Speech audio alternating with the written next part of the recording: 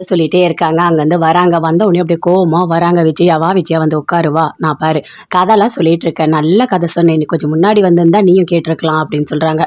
அத கேட்டோனே அப்படியே விஜயாவுக்கு கோவமா வருது. "என்ன நான் கதை கேட்கணுமா?" அப்படின்னு சொல்லிட்டு. "என்ன விஜயா ஒரு மாரி டென்ஷனா இருக்க?" அப்படின்னு பார்வதி கேட்குறாங்க. "அதுவா என்ன நடந்தது தெரியுமா? ஒரு சாமியார்ற பொம்பள வந்து வீட்டுக்கு வந்தது பூஜை பண்றேன்னு சொல்லிட்டு. என் வீட்டுக்காரோட உயிருக்கு ஆபத்து. அந்த மீனா வீட்ல இருக்கக்கூடாதுன்னு சொல்லிட்டு போனாங்க. ஆனா அந்த மீனா வீட்ல தான் இருக்கா. எனக்கு கோவமா வருது" அப்படின்னு சொல்லிட்டு விஜயா சொல்றாங்க. "இங்க பாரு விஜயா நல்லா தெரிஞ்சுக்கோ.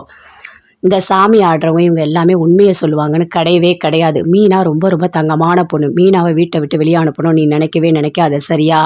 நீ வேணா சாமி கும்பிடு என் வீட்டுக்காருக்கு எதுவுமே ஆகக்கூடாதுன்னு சொல்லிட்டு. உயிரை எடுக்கிற சக்தியோ, உயிரை குடுக்குற சக்தியோ நம்ம கிட்ட யார்கிட்டயுமே கிடையாது. அந்த கடவுள்கிட்ட மட்டும் தான் இருக்கு. அவரு நெனச்சா மட்டும் தான் உயிர எடுக்க முடியும். அவரு நெனச்சா மட்டும் தான் ஒரு உயிர குடுக்க முடியும். அதனால இவங்க சொல்றாங்க, அவங்க சொல்றாங்கன்னு சொல்லிட்டு எல்லார் பேச்சையும் நீ கேட்காத" அப்படின்னு சொல்லிட்டு பார்வதி சொல்றாங்க. "இங்க பாரு, உன்கிட்ட வந்து சொன்னேன் பாரு. எனக்கு வர கோவத்துக்கு" அப்படின்னு சொல்லிட்டு பார்வதி அங்கருந்து அப்படியே போறாங்க. அப்ப சிவன் பேசுறாரு.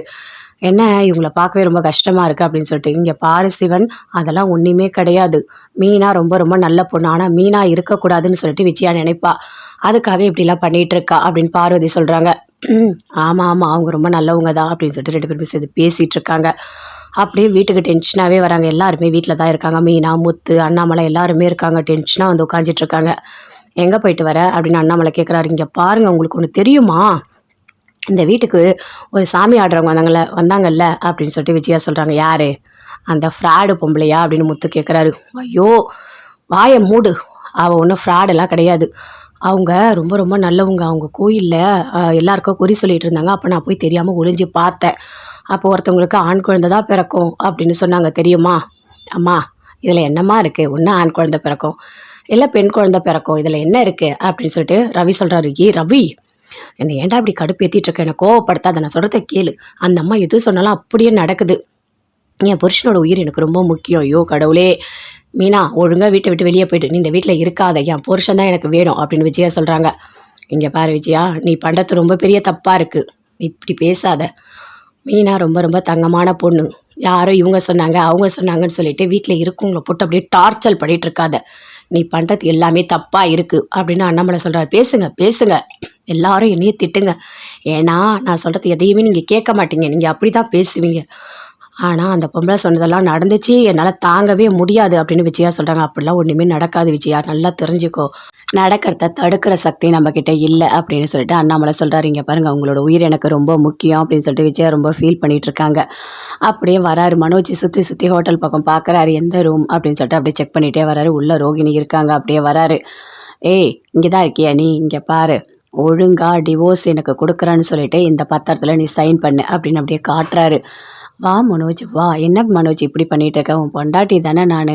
ஒரு வார்த்தை என்கிட்ட பேச மாட்டியா? என்ன இப்படி பண்ணிட்டு இருக்க? உள்ள வா" அப்படின்னு அப்படியே கூப்பிடுறாங்க. "ஏய் உன்கிட்ட பேசுறதுக்குலாம் நான் வரல. நீ தானே சொன்ன எனக்கு டிவோர்ஸ் தரேன்னு சொல்லிட்டு. அதுக்கு தான் நான் வந்திருக்கேன்" அப்படின்னு சொல்றாரு. "மனோஜ் நான் உனக்கு டிவோர்ஸ் தரேன். நான் தரமாட்டேன்னு சொல்லவே இல்லையே. நீ உள்ள வா. கொஞ்ச நேரம் பேசலாம். இது நமக்கு கிடைச்ச கடைசி சான்ஸ். இத நம்ம மிஸ் பண்ணக்கூடாது" அப்படின்னு ரோகிணி சொல்றாங்க. அப்படியே பார்க்குறாரு மனோஜ்.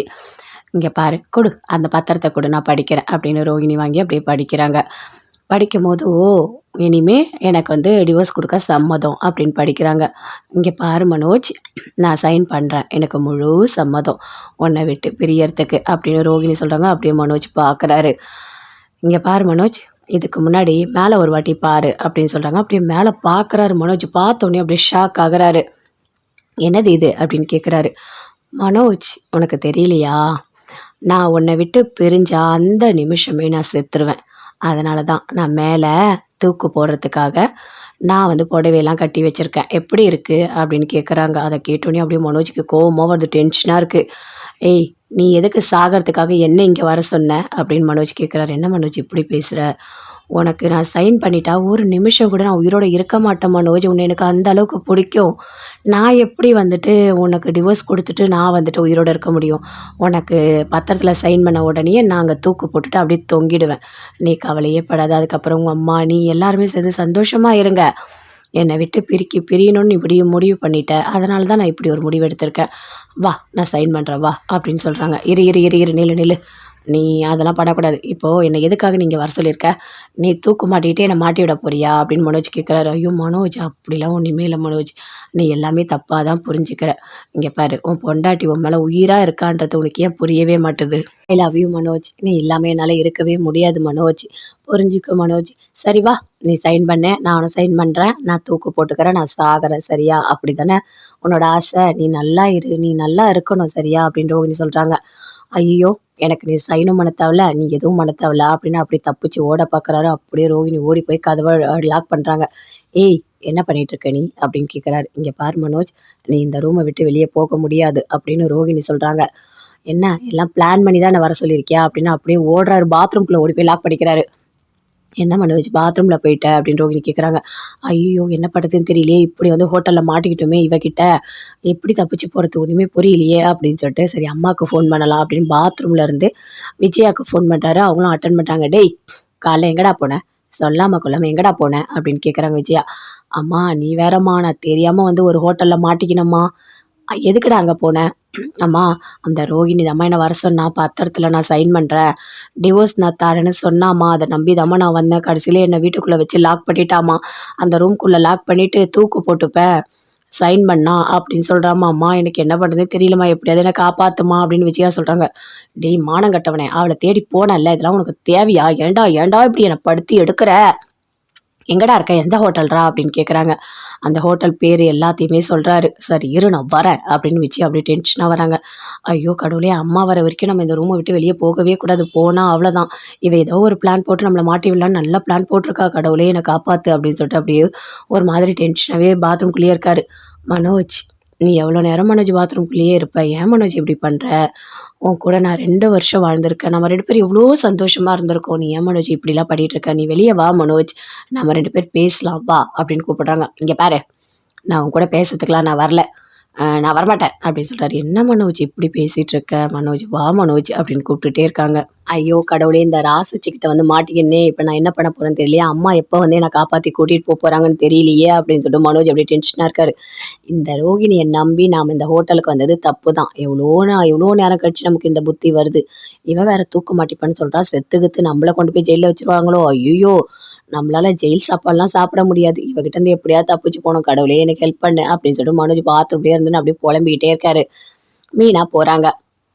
எல்லாருக்குமே சேர்ந்து பூ குடுக்குறாங்க. பூவெல்லாம் குடுத்துட்டு, அங்க அவங்க அம்மா வீட்டுக்கு போறாங்க. அப்ப அவங்க அம்மா கேட்குறாங்க, "என்ன மீனா நல்லா இருக்கியா?" அப்படின்னு சொல்லிட்டு. நல்லாதாம்மா இருக்கேன். ஒண்ணும் பிரச்சனை இல்ல. ஆனா முக்கியமான ஒரு விஷயம் உன்கிட்ட சொல்லணுமா, அதுக்கு தான் நான் வந்திருக்கேன்" அப்படின்னு மீனா சொல்றாங்க. "சொல்லுடி என்ன பிரச்சனை? உங்க மாமியார் ஏதாவது ஒண்ணு சொல்லிட்டே இருக்காங்களா?" அப்படின்னு கேட்குறாங்க. "அம்மா அதெல்லாம் இல்லம்மா. ஒரு சாமியார் பொம்பளைய வீட்டுக்கு கூட்டிட்டு வந்தாங்க. பூஜையெல்லாம் பண்ண சொன்னாங்க. அவங்க 2வது மருமக வீட்ல இருந்தா, உங்க உங்க வீட்டுக்காரர் இறந்துருவாரு சொல்லிட்டு போயிட்டாங்கம்மா. அதனால அத்தை டென்ஷனா இருக்காங்க." "ஏய்! அவங்க ஏதோ வேணும்னு பண்ணியிருக்கா மாதிரி இருக்குடி. அது எப்படி அப்படிலாம் சொல்லுவாங்க? சாமி விஷயம் வேற" அப்படின்னு சொல்றாங்க. "அதாம்மா எனக்கு பயமா இருக்கு. நான் இங்கேயே வந்து இருக்கட்டுமா?" அப்படின்னு மீனா கேட்குறாங்க. "ஏய்! எவ்வளோ நாள் வேணா நீ வந்து இருடி. இதில என்னடி இருக்கு? இல்ல அவரு எங்கேயும் போகக்கூடாது. வீட்ல தான் இருக்கணும்னு கட்டாயப்படுத்துறாரு. மாமாவும் என்ன போகக்கூடாதுன்னு சொல்றாரு. எனக்கு ஒண்ணுமே புரியலம்மா. ஆனா மாமா உயிர் ரொம்ப முக்கியம்மா. அவர் நல்லா இருக்கணும். அவர் ரொம்ப தங்கமான மனுஷன்" அப்படின்னு மீனா சொல்றாங்க. "ஆமா, அவர் நல்லவர் தான். ஆனா உங்க வீட்டுக்காரர் என்ன சொல்றாரோ அத தானடி நீ கேட்க முடியும்" அப்படின்னு அவங்க அம்மா சொல்றாங்க. "எனக்கு கொஞ்ச நாள் வந்து இங்க இருந்தா நல்லாருக்கும் போல இருக்கும்மா. நான் அவர்கிட்ட எப்படியாவது பேசிட்டு நான் வரேன்" அப்படின்னு மீனா சொல்றாங்க. "சரிடி நீ வா. உன் மாப்பிள்ளையோட துணை இருந்தா மட்டும் போதும். அவங்க அம்மா இப்படிலாம் சொல்றாங்கன்னா, நீ கொஞ்சம் யோசிச்சு பாரு. எதுவா இருந்தாலும் ஒண்ணும் பிரச்சனை இல்ல. நம்ம வீடு இருக்குல்ல. நீ வந்து தங்கிரு. எவ்வளோ நாள் வேணா நீ இருக்கலாம்" அப்படின்னு அவங்க அம்மா சொல்றாங்க. மனோஜ் ரெஸ்டாரண்ட்ல இருக்காரு. அப்படியே டென்ஷனா வராங்க. அங்கருந்து விஜயா வராங்க. வந்த உடனே அப்படியே கத்துறாங்க. "ரூம தெறடி. தெற நான் வெளிய இருக்கேன்" அப்படின்னு விஜயா கத்துறாங்க. உள்ள ரோகிணி இருக்காங்க. ஐயோ! அத்தை எதுக்காக இங்க வந்தாங்க? இவரு ஃபோன் பண்ணி சொல்லிட்டாரோ அப்படின்னு சொல்லிட்டு ரோகிணி அப்படியே டென்ஷனாவே இருக்காங்க. "இங்க பாருங்க, இந்த ஹோட்டல்ல யார் இருக்கீங்க? இந்த இந்த ரூம்க்குள்ள என் பையன் இருக்கான். இப்ப வரணும்" அப்படின்னு விஜயா அப்படியே கத்துறாங்க. அதுக்குள்ள அந்த டோர போய் இருங்க நான் இன்னொரு சாவி கொண்டு வரேன். போயிட்டு சாவி கொண்டு வந்து அப்படியே ஓப்பன் பண்றாங்க. பார்த்தா ரோகிணி இருக்காங்க. வந்து தவடையிலே 4 அறை அறையிறாங்க. "ஏய்! உனக்கு அறிவு இருக்கா இல்லையாடி? எதுக்குடி என் புள்ளைய இங்க வர வச்ச? என்ன என் புள்ளைய அப்படியே மயக்கலாம், வளைச்சு போடலான்னு பிளான் போட்டிருக்கியா? ஏய்! உனக்கு எவ்வளோ திமிரு போட்டு அடி அடின்னு அடிக்கிறாங்க." "அம்மா அடிக்காத கம்முனு இரும்மா" அப்படின்னு சொல்றாரு. மனோஜ் பாத்ரூம் வந்து அப்படியே கூட்டிட்டு வராங்க. "என் புள்ளைய எதுக்குடி இப்படிலாம் பண்ண?" அப்படின்னு விஜயா கத்துறாங்க. "இங்க பாரு அவ்வளோதான் உனக்கு மரியாதை. என் புள்ளைய தனியா கூப்பிட்டு மயக்கலாம், ஏதாவது பண்ணலாம் பிளான் போட்ட, உன்னை என்ன பண்ணுவேனே தெரியாது. அடிச்சே கொன்னுடுவேன் அப்படின்னு விஜயா சொல்லிட்டாங்க. அந்த வாடா போலாம் அப்படின்னு சொல்லிட்டு மனோஜை கூட்டிட்டு போறாங்க. அறிவு கட்டவனே, எதுக்குடா அவ கூப்பிட்டா நீ போற? ஏண்டா நீ திருந்தவே மாட்டியா? அவ என்ன பிளான் போடுவா, எப்போ போடுவா, எல்லாமே உனக்கு தெரியும்ல அப்படின்னு விஜயா கத்துறாங்க. அம்மா எனக்கு தெரியாதும்மா, அவ எனக்கு டிவோர்ஸ் தர வான்னு சொன்னம்மா, அதனால தாம்மா நான் போனேன் அப்படின்னு மனோஜ் சொல்றாரு. வாயை மூடுடா, வாயை மூடு, உன்ன மாதிரி ஒரு முட்டாளை நான் பார்த்ததே கிடையாது, அவள் கூப்பிட்டாலாம் இவன் போனானா அப்படின்னு விஜய் அப்படியே கத்துறாங்க.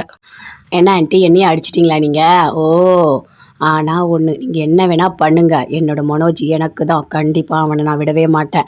ஏதாவது ஒன்று பண்ணி அவனை என் பக்கம் கண்டிப்பாக நான் இழுத்துருவேன். ஆனால் இந்த வாட்டி அவன் மிஸ் ஆகிட்டான், இனிமேல் அவன் மிஸ் ஆகவே மாட்டான், கண்டிப்பாக என்கிட்ட மாட்டிப்பான் அப்படின்னு ரோகிணி அப்படி மனசுக்குள்ளேயே நினச்சிட்ருக்காங்க. அங்கேருந்து எப்போ போல் வீட்டுக்கு போகிறாங்க. போனோடனே அப்படி டென்ஷனாக இருக்காங்க. அவங்க அம்மா கேட்குறாங்க, என்ன ரோகிணி ஒரு மாதிரி இருக்க, தவளையில் ஏதோ ரெட் ரெட்டாக இருக்குது, யாரோ அடித்தா மாதிரி இருக்குது அப்படின்னு அவங்க அம்மா சொல்கிறாங்க. அதை கேட்டோன்னே அப்படியே ரோகிணி, ஆமாம்மா அடித்தாங்க தான், என் மாமியார் இருக்காங்களா அவங்க தான் என்னை அடித்தாங்க ரோட்டில் பார்த்துட்டு அப்படின்னு ரோகிணி சொல்கிறாங்க. என்னடி இது சாதாரணமாக சொல்கிறேன், அவங்க எதுக்காக ஒன்று அடித்தாங்க, இதெல்லாம் நல்லா இருக்கா, நான் போய் கேட்டு வரேன் அப்படின்னு அவங்க அம்மா சொல்கிறாங்க. அம்மா நீ போகாதம்மா, அவங்ககிட்ட நான் சொன்னேன் எனக்கு மனோஜ் வேணும், அவன் கூட தான் நான் வாழ்வேன்னு சொன்னேன், அதனால் அவங்க கோவத்தில் ஒரு அடி அடிச்சிட்டாங்க, நீ அதெல்லாம் பெருசு பண்ணிகிட்டு இருக்காத அப்படின்னு ரோகிணி சொல்கிறாங்க. என்னதான் இருந்தாலும் வாயில் பேசணுண்டியா, அது என்ன கை வைக்கிறது, அந்த பழக்கெல்லாம் அவங்களுக்கு எங்கேருந்து வருது? நான் உன்னை கஷ்டப்பட்டு பெற்றா அவங்க அடிப்பாங்களா அப்படின்னு அவங்க அம்மா கேட்குறாங்க. அம்மா எனக்கும் புரியுது, நம்ம கொஞ்சம் பொறுமையாக தான் இருக்கணும், மனோஜ் எனக்கு வேணும் அப்படின்னு ரோகிணி சொல்கிறாங்க. என்னால் கோவம் தாங்க முடியலடி அப்படின்னு சொல்லிட்டு அவங்க அம்மா அப்படியே உள்ளே போகிறாங்க. விடமாட்டேன், கண்டிப்பாக விடமாட்டேன் மனோஜ், எல்லாருக்குமே இருக்குது அப்படின்னு சொல்லிட்டு ரோகிணி அப்படியே டென்ஷனாகவே இருக்காங்க. மீனா வீட்டுக்கு வராங்க. எப்போ போல் வேலையெல்லாம் பார்த்துட்ருக்காங்க. அப்படியே விஜயா டென்ஷனாக வராங்க. அப்படியே மனோஜை கூட்டிகிட்டு வராங்க. வந்த உடனே அப்படியே அண்ணாமலை பார்க்குறாரு. எங்கே 2 பேரும் சேர்ந்து ஒன்றா வரீங்க அப்படின்னு கேட்குறாரு. உங்களுக்கு ஒன்று தெரியுமா, என்ன நடந்தது தெரியுமா அப்படின்னு விஜயா கத்துறாங்க. அதுக்குள்ளே முத்து, மீனா, ரவி எல்லாருமே சேர்ந்து அங்கே நிற்கிறாங்க. அந்த ரோகிணி இருக்கால, அவள் என் பிள்ளைய அந்த ஹோட்டலுக்கு வர சொல்லியிருக்கா, இவனும் அறிவு கட்டமாக போயிருக்கான். அவள் அங்கே போயிட்டு நான் தூக்க மாட்டிப்பேன், டிவோர்ஸ் நான் பண்ண மாட்டேன், சைன் பண்ண மாட்டேன்னு இவனை போட்டு ஏதோ மிரட்டி ஒரு வழி பண்ணியிருக்கா அப்படின்னு விஜயா சொல்கிறாங்க. அதை கேட்டோடனே முத்து அப்படியே சிரிக்கிறாரு. ஆமாம், உன் பொண்டாட்டி கூப்பிட்டா உடனே ஓடிடுவியா, உனக்கு அறிவே கிடையாதா அப்படின்னு முத்து கேட்குறாரு. எனக்கு எதை தெரியும், அவள் டிவோர்ஸ் பேப்பரில் சைன் பண்ணுறான், எல்லா வேலையும் ஈஸியாக முடிஞ்சிடும்னு நினச்சி நான் போனேன், கடைசியில் அவள் இப்படி பண்ணுவான்னு எனக்கு எப்படி தெரியும், இந்நேரம் கொலைப்படி என் மேலே போட்டுட்ருப்பான், நல்ல வேலை அம்மாவுக்கு ஃபோன் பண்ணி அம்மா தான் என்ன காப்பாற்றுறாங்க அப்படின்னு மனோஜ் சொல்லிட்டாரு. அடப்பா அவ இவ்வளோ முட்டாளாக இருக்கியே நீ அப்படின்னு சொல்லிட்டு முத்து அப்படியே சிரிச்சிட்டு அதை சொல்லிகிட்டே இருக்காங்க. அங்கேருந்து வராங்க. வந்த உடனே அப்படியே கோவமாக வராங்க. விஜயா உட்காருவா, நான் பாரு கதைலாம் சொல்லிகிட்டு இருக்கேன், நல்ல கதை சொன்னேன், நீ கொஞ்சம் முன்னாடி வந்திருந்தா நீயும் கேட்டிருக்கலாம் அப்படின்னு சொல்கிறாங்க. அதை கேட்டோடனே அப்படியே விஜயாவுக்கு கோவமாக வருது. என்ன நான் கதை கேட்கணுமா அப்படின்னு சொல்லிட்டு, என்ன விஜயா ஒரு மாதிரி டென்ஷனாக இருக்குது அப்படின்னு பார்வதி கேட்குறாங்க. அதுவா, என்ன நடந்தது தெரியுமா, ஒரு சாமியார் பொம்பளை வீட்டுக்கு வந்தது பூஜை பண்ணுறேன்னு சொல்லிட்டு, என் வீட்டுக்காரோட உயிருக்கு ஆபத்து, அந்த மீனா வீட்டில் இருக்கக்கூடாதுன்னு சொல்லிட்டு போனாங்க, ஆனால் அந்த மீனா வீட்டில் தான் இருக்கா, எனக்கு கோவமாக வருது அப்படின்னு சொல்லிட்டு விஜயா சொல்கிறாங்க. இங்கே பாரு விஜயா, நல்லா தெரிஞ்சுக்கோ, இந்த சாமி ஆடுறவங்க இவங்க எல்லாமே உண்மையை சொல்லுவாங்கன்னு கிடையவே கிடையாது. மீனா ரொம்ப ரொம்ப தங்கமான பொண்ணு, மீனாவை வீட்டை விட்டு வெளியே அனுப்பணும் நீ நினைக்கவே நினைக்காத, சரியா? நீ வேணா சாமி கும்பிடு, என் வீட்டுக்காருக்கு எதுவுமே ஆகக்கூடாதுன்னு சொல்லிட்டு, உயிரை எடுக்கிற சக்தியோ உயிரை கொடுக்குற சக்தியோ நம்ம கிட்ட யாருக்கிட்டையுமே கிடையாது, அந்த கடவுள்கிட்ட மட்டும்தான் இருக்குது. அவர் நினச்சா மட்டும்தான் உயிரை எடுக்க முடியும், அவர் நினச்சா மட்டும்தான் ஒரு உயிரை கொடுக்க முடியும். அதனால் இவங்க சொல்கிறாங்க அவங்க சொல்கிறாங்கன்னு சொல்லிட்டு எல்லார் பேச்சும் நீ கேட்காத அப்படின்னு சொல்லிட்டு பார்வதி சொல்கிறாங்க. இங்கே பாரு, உன்கிட்ட சொன்னேன் பாரு, எனக்கு வர கோவத்துக்கு அப்படின்னு சொல்லிட்டு பார்வதி அங்கேருந்து அப்படியே போகிறாங்க. அப்போ சிவன் பேசுகிறாரு. என்ன இவங்களை பார்க்கவே ரொம்ப கஷ்டமாக இருக்குது அப்படின்னு சொல்லிட்டு, இங்கே பாரு சிவன், அதெல்லாம் ஒன்றுமே கிடையாது, மீனா ரொம்ப ரொம்ப நல்ல பொண்ணு, ஆனால் மீனா இருக்கக்கூடாதுன்னு சொல்லிட்டு விஜயா நினைப்பா, அதுக்காக இப்படிலாம் பண்ணிகிட்டு இருக்கா அப்படின்னு பார்வதி சொல்கிறாங்க. ஆமாம் ஆமாம், அவங்க ரொம்ப நல்லவங்க தான் அப்படின்னு சொல்லிட்டு 2 பேருமே சேர்ந்து பேசிகிட்டு இருக்காங்க. அப்படியே வீட்டுக்கு டென்ஷனாகவே வராங்க. எல்லாருமே வீட்டில் தான் இருக்காங்க. மீனா, முத்து, அண்ணாமலை எல்லாருமே இருக்காங்க. டென்ஷனாக உட்காந்துட்டு இருக்காங்க. எங்கே போயிட்டு வர அப்படின்னு அண்ணாமலை கேட்குறாரு. இங்கே பாருங்கள், உங்களுக்கு ஒன்று தெரியுமா, இந்த வீட்டுக்கு ஒரு சாமி ஆடுறவங்க வந்தாங்கல்ல அப்படின்னு சொல்லிட்டு விஜயா சொல்கிறாங்க. யார், அந்த ஃப்ராடு பொம்பளையா அப்படின்னு முத்து கேட்குறாரு. ஐயோ வாயை மூடு, அவள் ஒன்றும் ஃப்ராடெல்லாம் கிடையாது, அவங்க ரொம்ப ரொம்ப நல்லவங்க, அவங்க கோயிலில் எல்லாருக்கும் குறி சொல்லிகிட்டு இருந்தாங்க, அப்போ நான் போய் தெரியாமல் ஒளிஞ்சு பார்த்தேன், அப்போ ஒருத்தவங்களுக்கு ஆண் குழந்தை தான் பிறக்கும் அப்படின்னு சொன்னாங்க, தெரியுமா?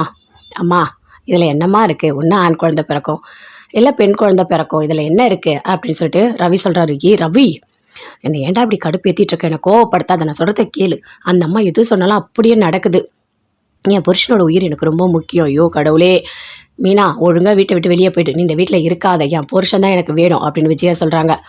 இங்கே பாரு விஜயா, நீ பண்ணுறது ரொம்ப பெரிய தப்பாக இருக்குது, நீ இப்படி பேசாத, மீனா ரொம்ப ரொம்ப தங்கமான பொண்ணு. யாரோ இவங்க சொன்னாங்க, அவங்க சொன்னாங்கன்னு சொல்லிட்டு வீட்ல இருக்கவங்கள போட்டு அப்படியே டார்ச்சர் பண்ணிட்டு இருக்காத. நீ பண்றது எல்லாமே தப்பா இருக்கு அப்படின்னு அண்ணாமலை சொல்றாரு. பேசுங்க, பேசுங்க. எல்லாரும் என்னைய திட்டுங்க. ஏன்னா நான் சொல்றது எதையுமே நீங்க கேட்க மாட்டீங்க. நீங்க அப்படிதான் பேசுவீங்க. ஆனா அந்த பொம்பளை சொன்னதெல்லாம் நடந்துச்சு. என்னால தாங்கவே முடியாது அப்படின்னு விஜயா சொல்றாங்க. அப்படிலாம் ஒண்ணுமே நடக்காது விஜயா. நல்லா தெரிஞ்சுக்கோ. நடக்கிறத தடுக்கிற சக்தி நம்மக்கிட்ட இல்ல அப்படின்னு சொல்லிட்டு அண்ணாமலை சொல்றாரு. இங்க பாருங்க உங்களோட உயிர் எனக்கு ரொம்ப முக்கியம் அப்படின்னு சொல்லிட்டு விஜயா ரொம்ப ஃபீல் பண்ணிட்டு இருக்காங்க. அப்படியே வராரு மனோஜ் சுத்தி சுத்தி ஹோட்டல் பக்கம் பார்க்கறாரு. எந்த ரூம் அப்படின்னு சொல்லிட்டு அப்படியே செக் பண்ணிட்டே வராரு. உள்ள ரோகிணி இருக்காங்க. அப்படியே வராரு. ஏய் இங்கே தான் இருக்கியா நீ? இங்கே பாரு. ஒழுங்கா டிவோர்ஸ் எனக்கு கொடுக்குறேன்னு சொல்லிட்டு இந்த பத்திரத்தில் நீ சைன் பண்ணு அப்படின்னு அப்படியே காட்டுறாரு. வா மனோஜ் வா. என்ன மனோஜ் இப்படி பண்ணிட்டு இருக்க? உன் பொண்டாட்டி தானே நான். ஒரு வார்த்தை என்கிட்ட பேச மாட்டியா? என்ன இப்படி பண்ணிட்டு இருக்க? உள்ள வா அப்படின்னு அப்படியே கூப்பிடுறாங்க. ஏய் உங்ககிட்ட பேசுறதுக்கெலாம் நான் வரல. நீ தானே சொன்ன எனக்கு டிவோர்ஸ் தரேன்னு சொல்லிட்டு அதுக்கு தான் நான் வந்திருக்கேன் அப்படின்னு சொல்கிறாரு. மனோஜ் நான் உனக்கு டிவோர்ஸ் தரேன், நான் தரமாட்டேன்னு சொல்லவே இல்லையே. நீ உள்ள வா, கொஞ்ச நேரம் பேசலாம். இது நமக்கு கிடைச்ச கடைசி சான்ஸ், இதை நம்ம மிஸ் பண்ணக்கூடாது அப்படின்னு ரோகிணி சொல்கிறாங்க. அப்படியே பார்க்குறாரு மனோஜ். இங்கே பாரு கொடு, அந்த பத்திரத்தை கொடு, நான் படிக்கிறேன் அப்படின்னு ரோகிணி வாங்கி அப்படியே படிக்கிறாங்க. படிக்கும்போது ஓ இனிமே எனக்கு வந்து டிவோர்ஸ் கொடுக்க சம்மதம் அப்படின்னு படிக்கிறாங்க. இங்கே பாரு மனோஜ், நான் சைன் பண்ணுறேன், எனக்கு முழு சம்மதம் உன்னை விட்டு பிரியறதுக்கு அப்படின்னு ரோகிணி சொல்கிறாங்க. அப்படியே மனோஜ் பார்க்குறாரு. இங்கே பாரு மனோஜ், இதுக்கு முன்னாடி மேலே ஒரு வாட்டி பாரு அப்படின்னு சொல்கிறாங்க. அப்படியே மேலே பார்க்குறாரு மனோஜ். பார்த்தோன்னே அப்படியே ஷாக் ஆகுறாரு. என்னது இது அப்படின்னு கேட்குறாரு. மனோஜ் உனக்கு தெரியலையா, நான் உன்னை விட்டு பிரிஞ்ச அந்த நிமிஷமே நான் செத்துருவேன். அதனால தான் நான் மேலே தூக்கு போடுறதுக்காக நான் வந்து புடவையெல்லாம் கட்டி வச்சுருக்கேன். எப்படி இருக்குது அப்படின்னு கேட்குறாங்க. அதை கேட்டோன்னே அப்படியே மனோஜுக்கு கோவமாக வருது, டென்ஷனாக இருக்குது. ஏய் நீ எதுக்கு சாகிறதுக்காக என்ன இங்கே வர சொன்ன அப்படின்னு மனோஜ் கேட்குறாரு. என்ன மனோஜ் இப்படி பேசுகிற? உனக்கு நான் சைன் பண்ணிட்டா ஒரு நிமிஷம் கூட நான் உயிரோட இருக்க மாட்டேன் மனோஜ். உன்னை எனக்கு அந்த அளவுக்கு பிடிக்கும். நான் எப்படி வந்துட்டு உனக்கு டிவோர்ஸ் கொடுத்துட்டு நான் வந்துட்டு உயிரோட இருக்க முடியும்? உனக்கு பத்திரத்தில் சைன் பண்ண உடனே நாங்கள் தூக்கு போட்டுட்டு அப்படியே தொங்கிடுவேன். நீ கவலையே படாத. அதுக்கப்புறம் உங்கள் அம்மா நீ எல்லாருமே சேர்ந்து சந்தோஷமாக இருங்க. என்னை விட்டு பிரியணும்னு இப்படி முடிவு பண்ணிட்டேன். அதனால தான் நான் இப்படி ஒரு முடிவு எடுத்திருக்கேன். வா நான் சைன் பண்ணுறேன் வா அப்படின்னு சொல்கிறாங்க. இரு இரு இரு இரு நில்லு நில்லு. நீ அதெல்லாம் பண்ணக்கூடாது. இப்போது என்னை எதுக்காக நீங்கள் வர சொல்லியிருக்க? நீ தூக்கு மாட்டிக்கிட்டே என்னை மாட்டி விட போறியா அப்படின்னு மனோஜ் கேட்குறாரு. ஐயோ மனோஜ் அப்படிலாம் ஒன்றுமே இல்லை மனோஜ், நீ எல்லாமே தப்பாக தான் புரிஞ்சுக்கிற. இங்கே பாரு உன் பொண்டாட்டி உன் மேலே உயிராக இருக்கான்றது உனக்கு ஏன் புரியவே மாட்டுது? ஐ லவ் யூ மனோஜ், நீ இல்லாமல் என்னால் இருக்கவே முடியாது மனோஜ், புரிஞ்சுக்க மனோஜ். சரி வா நீ சைன் பண்ண, நானும் சைன் பண்ணுறேன், நான் தூக்கு போட்டுக்கிறேன், நான் சாகிறேன் சரியா? அப்படி தானே உன்னோட ஆசை? நீ நல்லா இரு, நீ நல்லா இருக்கணும் சரியா அப்படின்னு ரோகிணி சொல்கிறாங்க. ஐயோ எனக்கு நீ சைனும் பண்ண தேவையில்ல, நீ எதுவும் பண்ண தேவையில்ல அப்படின்னு அப்படி தப்பிச்சு ஓட பார்க்குறாரு. அப்படியே ரோகிணி ஓடி போய் கதவை லாக் பண்ணுறாங்க. ஏய் என்ன பண்ணிட்டு இருக்க நீ அப்படின்னு கேட்குறாரு. இங்கே பாரு மனோஜ், நீ இந்த ரூமை விட்டு வெளியே போக முடியாது அப்படின்னு ரோகிணி சொல்கிறாங்க. என்ன எல்லாம் பிளான் பண்ணி தான் வர சொல்லியிருக்கியா அப்படின்னு அப்படியே ஓடுறாரு. பாத்ரூம்குள்ளே ஓடி போய் லாக் பண்ணிக்கிறாரு. என்ன மனோஜ் பாத்ரூமில் போயிட்ட அப்படின்னு ரோகிணி கேட்குறாங்க.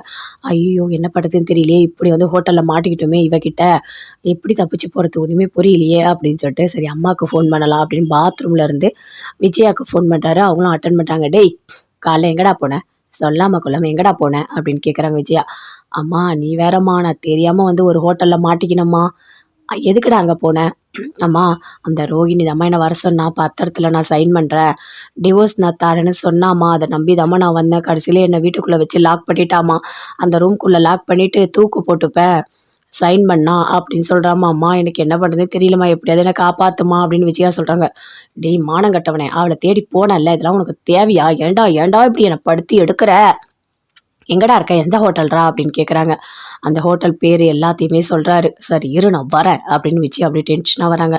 ஐயோ கடவுளே, அம்மா வர வரைக்கும் நம்ம இந்த ரூமை விட்டு வெளியே போகவே கூடாது. போனால் அவ்வளோதான், இவ ஏதோ ஒரு பிளான் போட்டு நம்மளை மாட்டி விடலான்னு நல்ல பிளான் போட்டிருக்கா. கடவுளே என்னை காப்பாற்று அப்படின்னு சொல்லிட்டு அப்படியே ஒரு மாதிரி டென்ஷனாகவே பாத்ரூம்குள்ளேயே இருக்காரு. மனோஜ் நீ எவ்வளோ நேரம் மனோஜ் பாத்ரூம்குள்ளேயே இருப்ப? ஏன் மனோஜ் இப்படி பண்ணுற? உன் கூட நான் 2 வருஷம் வாழ்ந்திருக்கேன், நம்ம 2 பேரும் எவ்வளோ சந்தோஷமாக இருந்திருக்கோம். நீ ஏன் மனோஜ் இப்படிலாம் பண்ணிகிட்டு இருக்க? நீ வெளியே வா மனோஜ், நம்ம 2 பேர் பேசலாம் வா அப்படின்னு கூப்பிடுறாங்க. இங்கே பாரு, நான் உன் கூட பேசுறதுக்கெலாம் நான் வரல. நான் வரமாட்டேன் அப்படின்னு சொல்கிறாரு. என்ன மனோஜ் இப்படி பேசிகிட்டு இருக்க, மனோஜ் வா மனோஜ் அப்படின்னு கூப்பிட்டுட்டே இருக்காங்க. ஐயோ கடவுளே, இந்த ராசுச்சிக்கிட்ட வந்து மாட்டிக்கின்னே இப்போ நான் என்ன பண்ண போகிறேன்னு தெரியலையே, அம்மா எப்போ வந்து என்னை காப்பாற்றி கூட்டிகிட்டு போகிறாங்கன்னு தெரியலையே அப்படின்னு சொல்லிட்டு மனோஜ் அப்படியே டென்ஷனாக இருக்காரு. இந்த ரோகிணியை நம்பி நாம் இந்த ஹோட்டலுக்கு வந்தது தப்பு தான். எவ்வளோ நேரம் கழிச்சு நமக்கு இந்த புத்தி வருது. இவன் வேற தூக்க மாட்டிப்பான்னு சொல்கிறா, செத்துக்கித்து நம்மளை கொண்டு போய் ஜெயிலில் வச்சிருவாங்களோ, ஐயோ நம்மளால ஜெயில் சாப்பாடுலாம் சாப்பிட முடியாது, இவகிட்ட இருந்து எப்படியாவது தப்பிச்சு போகணும், கடவுளே எனக்கு ஹெல்ப் பண்ணு அப்படின்னு சொல்லிட்டு மனோஜ் பாத்ரூம்லேயே இருந்துன்னு அப்படியே புலம்பிக்கிட்டே இருக்காரு. மீனா போகிறாங்க. எல்லாருக்குமே சேர்ந்து பூ கொடுக்குறாங்க. பூவெல்லாம் கொடுத்துட்டு அங்கே அவங்க அம்மா வீட்டுக்கு போகிறாங்க. அப்போ அவங்க அம்மா கேட்குறாங்க, என்ன மீனா நல்லா இருக்கியா அப்படின்னு சொல்லிட்டு. நல்லாதாம்மா இருக்கேன், ஒன்றும் பிரச்சனை இல்லை.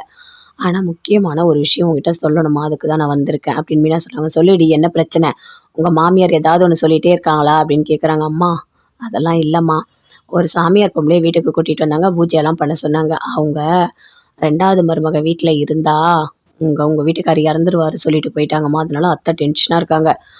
ஏய் அவங்க ஏதோ வேணும்னு பண்ணியிருக்க மாதிரி இருக்குடி, அது எப்படி அப்படிலாம் சொல்லுவாங்க, சாமி விஷயம் வேற அப்படின்னு சொல்கிறாங்க. அதாம்மா எனக்கு பயமாக இருக்குது, நான் இங்கேயே வந்து இருக்கட்டுமா அப்படின்னு மீனா கேட்குறாங்க. ஏய் எவ்வளோ நாள் வேணா நீ வந்து இருடி, இதில் என்னடி இருக்குது, இல்லை அவரு எங்கேயும் போகக்கூடாது, வீட்டில் தான் இருக்கணும்னு கட்டாயப்படுத்துறாரு. மாமாவும் என்னை போகக்கூடாதுன்னு சொல்கிறாரு, எனக்கு ஒன்றுமே புரியலம்மா. ஆனால் மாமா உயிர் ரொம்ப முக்கியமா, அவர் நல்லா இருக்கணும், அவர் ரொம்ப தங்கமான மனுஷன் அப்படின்னு மீனா சொல்கிறாங்க. ஆமாம் அவர் நல்லவர் தான், ஆனால் உங்கள் வீட்டுக்காரர் என்ன சொல்கிறாரோ அதை தானேடி நீ கேட்க முடியும் அப்படின்னு அவங்க அம்மா சொல்கிறாங்க. எனக்கு கொஞ்ச நாள் வந்து இங்கே இருந்தால் நல்லாயிருக்கும் போல இருக்குமா, நான் அவர்கிட்ட எப்படியாவது பேசிட்டு நான் வரேன் அப்படின்னு மீனா சொல்கிறாங்க. சரிடி நீ வா, மாப்பிள்ளையோட துணை இருந்தால் மட்டும் போதும். அவங்க அம்மா இப்படிலாம் சொல்கிறாங்கன்னா நீ கொஞ்சம் யோசிச்சு பாரு, எதுவாக இருந்தாலும் ஒன்றும் பிரச்சனை இல்லை, நம்ம வீடு இருக்குல்ல, நீ வந்து தங்கிடு, எவ்வளோ நாள் வேணால் நீ இருக்கலாம் அப்படின்னு அவங்க அம்மா சொல்கிறாங்க. மனோஜ் ரெஸ்டாரண்ட்டில் இருக்காரு, அப்படியே டென்ஷனாக வராங்க. அங்கேருந்து விஜயா வராங்க. வந்த உடனே அப்படியே கத்துறாங்க, ரூமை திறடி, தெர நான் வெளியே இருக்கேன் அப்படின்னு விஜயா கத்துறாங்க. உள்ள ரோகிணி இருக்காங்க. ஐயோ அத்தை எதுக்காக இங்கே வந்தாங்க, இவர் ஃபோன் பண்ணி சொல்லிட்டாரோ அப்படின்னு சொல்லிட்டு ரோகிணி அப்படியே டென்ஷனாகவே இருக்காங்க.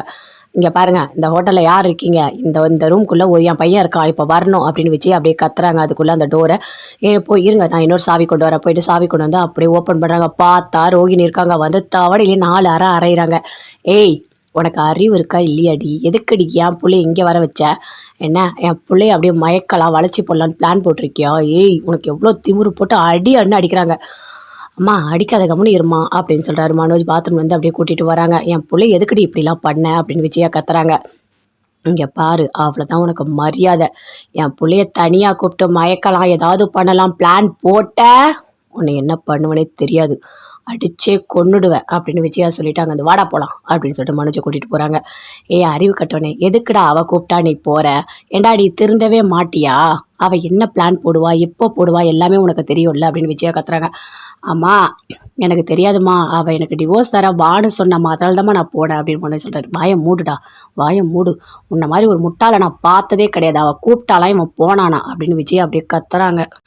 என்ன ஆண்டி என்னையே அடிச்சிட்டிங்களா நீங்கள், ஓ ஆனால் ஒன்று, நீங்கள் என்ன வேணால் பண்ணுங்கள், என்னோடய மனோஜ் எனக்கு தான், கண்டிப்பாக அவனை நான் விடவே மாட்டேன், ஏதாவது ஒன்று பண்ணி அவனை என் பக்கம் கண்டிப்பாக நான் இழுத்துருவேன். ஆனால் இந்த வாட்டி அவன் மிஸ் ஆகிட்டான், இனிமேல் அவன் மிஸ் ஆகவே மாட்டான், கண்டிப்பாக என்கிட்ட மாட்டிப்பான் அப்படின்னு ரோகிணி அப்படியே மனசுக்குள்ளேயே நினச்சிட்ருக்காங்க.